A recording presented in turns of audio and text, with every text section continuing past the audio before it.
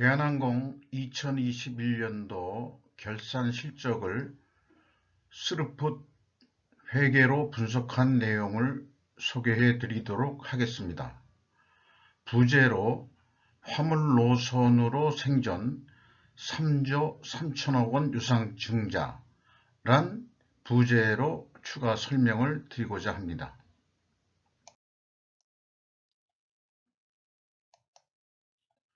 매출은 8조 7천억을 달성했습니다. 전년 대비 18.2%가 증가했습니다. 매출 재료비는 28.4%가 증가했습니다. 그 결과 스르풋은 15.5%가 증가했습니다. 그러나 스르풋율은 1.8% 하락입니다. 운영비용은 4.3%를 절감시켜서 TOE 생산성은 1.27을 달성했습니다. 전년 대비 0.22포인트 상승했습니다. 영업이익은 385.4%가 증가해서 1조 4,524억 원의 영업이익을 냈습니다. 원가회계 영업이익과의 차이는 120억 원이 적게 산출이 됐습니다. 이것은 일부 재고 자산이 증가했기 때문입니다.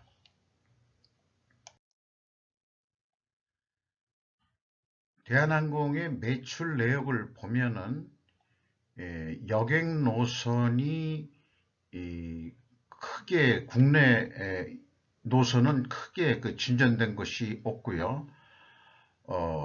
국제 화물 노선의 매출 비중이 76.5%로 급격히 증가했습니다. 2019년 21.3%에서 76.5%로 사람 대신 여행객 대신 화물 운송으로 사업의 성격이 바뀌어버린 상태입니다. 이것은 물론 코로나 팬데믹 현상에 의해서 생존을 위한 전략인 것으로 판단이 됩니다. 2019년도에 국제 여객 노선에 대한 매출 비중은 60% 선이나 달성했는데 결국은 코로나 팬데믹 현상으로 인해서 여행객들의 국내 유입은 크게 줄였다고 볼 수밖에 없는 거죠. 그 다음에 항공 우주 사업 부분이 있는데 매출액 비중은 4.2%밖에 되지 않습니다만은 이것 때문에 그 제조 원가 내역이 혼선이 오는 부분이 조금 있어가지고 제가 그냥 개인적으로 대한항공에 한번 질문을 해본다면은 항공우주사업 부문을 자회사로 독립시킬 의향은 계시는가 하는 질문입니다. 왜냐하면 제조나 그 정비사업 성격하고 운송사업 성격하고는 아무래도 다르기 때문에 조금 전문화하는 것이 낫지 않겠냐 이런 생각이 들어서입니다. 재고자산 내역을 보면은 상품이 없어졌는데요. 이것은 기내식과 면세품 판매는 자회사와 했기 때문입니다. 그리고 제공품은 항공우주사업부문 재고로 추정이 됩니다. 171억 원이 증가를 했습니다. 저장품이 364억 원이 증가를 했습니다. 전체적으로 461억 원이 증가를 했습니다.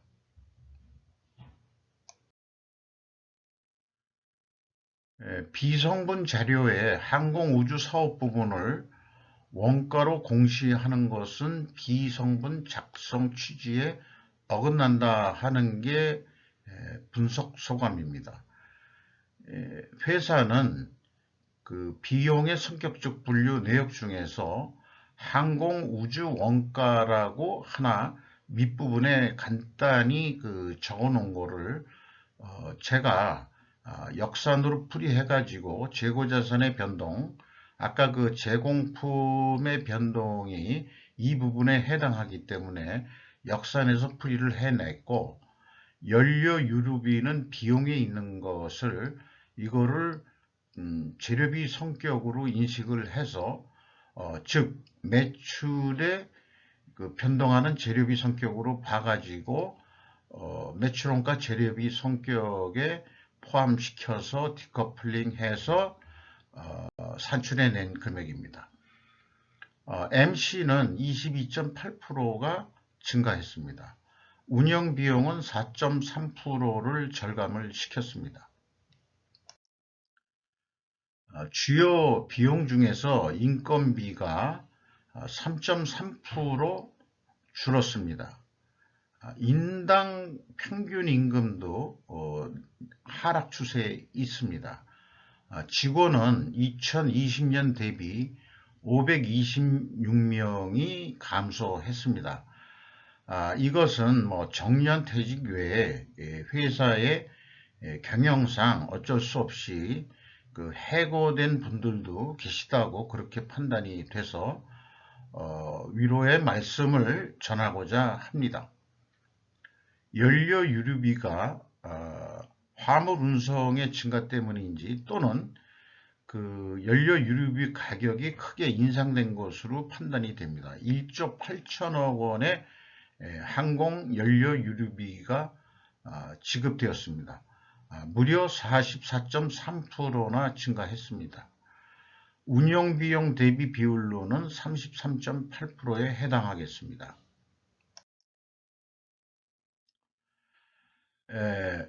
2단계의 재고자산 변동 범위 기준에 검증하는 것은 대한항공은 의미가 없어서 생략을 했고요. 3단계 현금 흐름표 기준 전체 재고자산 증감액 검증을 했는데 일단 갭이 73억 원이 나왔고요. 재고자산 평가 손실액을 가감해 주면은 차이는 오히려 96억 원이 더 차이가 납니다. 또한 2020년도에는 갭2까지 853억 원의 차이가 나는데 기내식 면세품 사업량도 재고 자산을 빼주면은 596억 원의 차이가 납니다. 2019년도가 좀 이상한데요. 현금 흐름표 재고 자산의 증감액에서 마이너스라는 것은 2,360억 원의 현금이 지출이 됐다는 얘기거든요. 그런데 재고자산상으로는 재고자산이 증가해야 되는데 거꾸로 2천억 원이 감소를 한 거로 그렇게 재무제표에 표시되어 있습니다. 그래서 갭이 4,385억 원이나 차이가 납니다. 그래서 재고자산 평가손실 환입액을 가감해 주어도 크게 차이가 나고 또한 2019년도 회계정책 변경으로 부품 수리 등에 들어가는 그런 금액들이 재고자산으로 있었는데 유형자산으로 대체했다.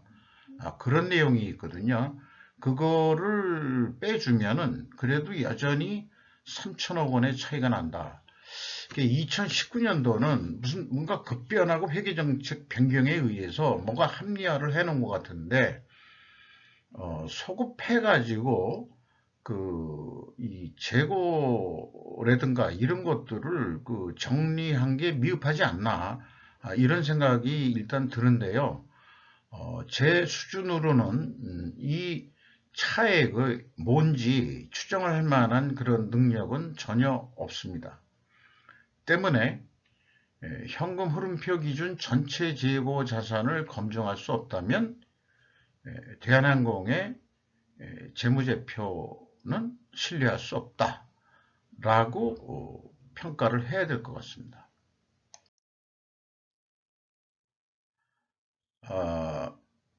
경영평가 지표로 와서요.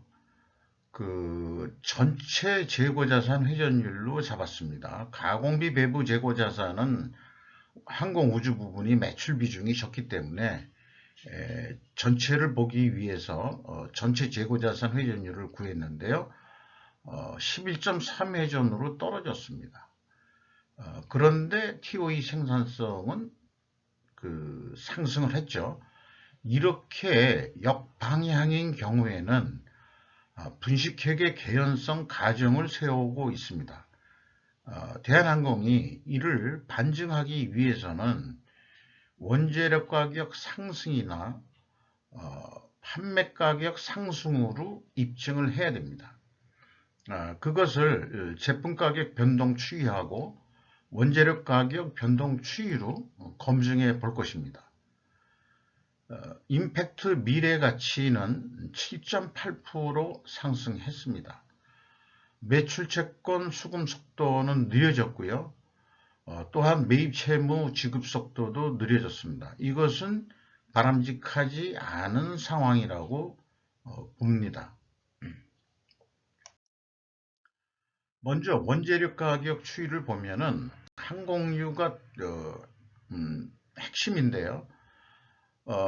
국내 가격으로는 35.4%가 상승했고 해외에서 구입한 항공유는 45.6%가 상승했습니다. 그러니까 원재료 상승 가격은 입증이 됩니다. 그리고 운임 가격 추이를 보면은 여객 운송 운임은 하락을 했고요. 그 대신 국제선의 그 항공 운임은 크게 증가를 했고 또 그 달러 금액으로도 상승을 했습니다. 그러니까 화물로 보면은 국제선 가격의 화물이 크게 증가했는데 화물의 매출액 비중이 75%를 넘었기 때문에 이 제품 가격 상승이라는 그런 가정 추론에 부합합니다. 때문에 반증이 되기 때문에 분식회계 개연성 가정은 무효화될 수 있겠다 싶습니다. 그러나 또 하나의 문제를 추가로 발견한 것을 보면은 비성분의 그 항공 원재료 사용액이 있습니다. 그런데 이 데이터에 항공유 매입액이라는 게 있거든요. 1조 5천억 626억 원을 매입을 했는데 원재료 사용액은 1조 5,680억으로 또 나오고 역산하면은 나오게 됩니다. 이 매입액에서 이 원재료 증감액을 가감하면은 원재료 사용액이 나오는 거죠. 그런데 앞서 그 소개한 대로 비성분 연료 유류비는 1조 8천억이 지출된 거로 산출이 되죠.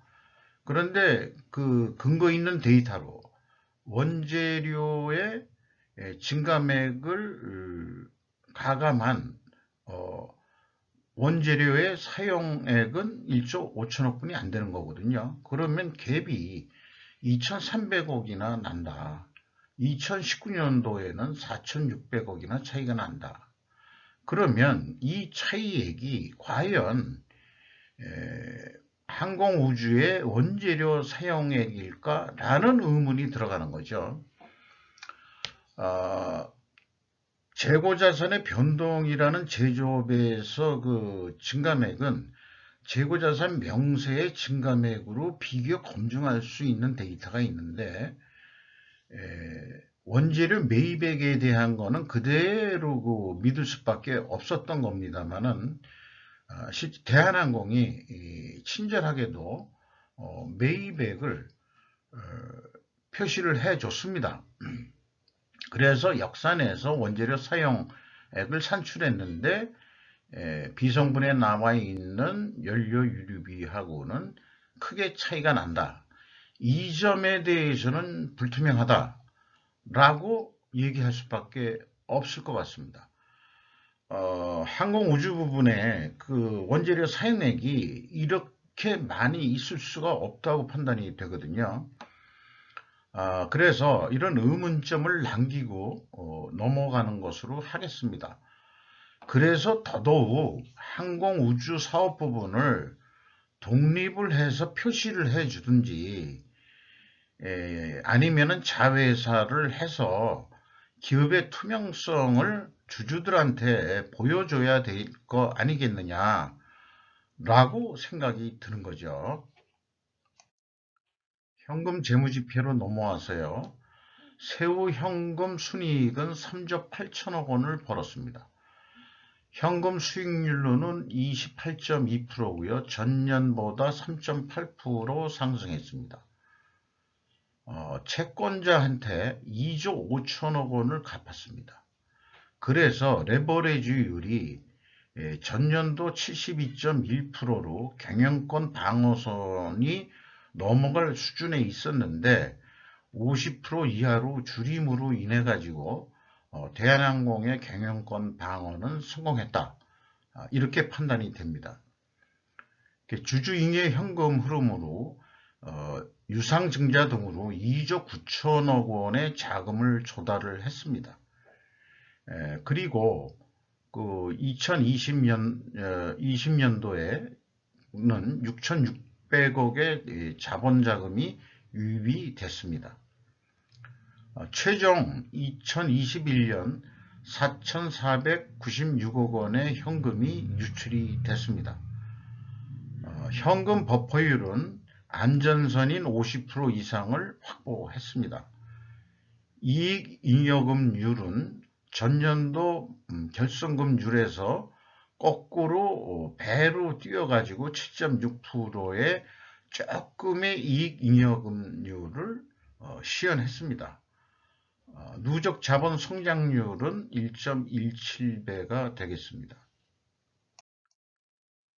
자본 거래 내역에 2조 9천억이 들어온 그 내역을 보면은 유상증자가 3조 3천억 원, 전년도는 1조 1천억 원, 2년 연속 유상증자를 통해서 부채를 갚았다.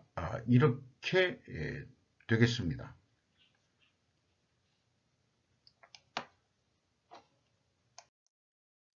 주가를 보면은 2020년도 말 가격보다는 9,159원이 상승했습니다. 장부 가격 대비 151%로 상승을 했습니다. 물론 영업 성적 개선 때문에 주가가 상승한 거로 그렇게 판단이 됩니다. 5% 이상 주주를 보면 한직칼이 27.57% 지분을 소유하고 있고요. 국민연금공단이 들어와 있고 외국인 지분율이 12.18%로 되어 있습니다. 이상 대한항공 2021년도 재무제표를 스루풋 회계 및 현금 재무지표로 분석한 내용을 소개해 드렸습니다. 감사합니다.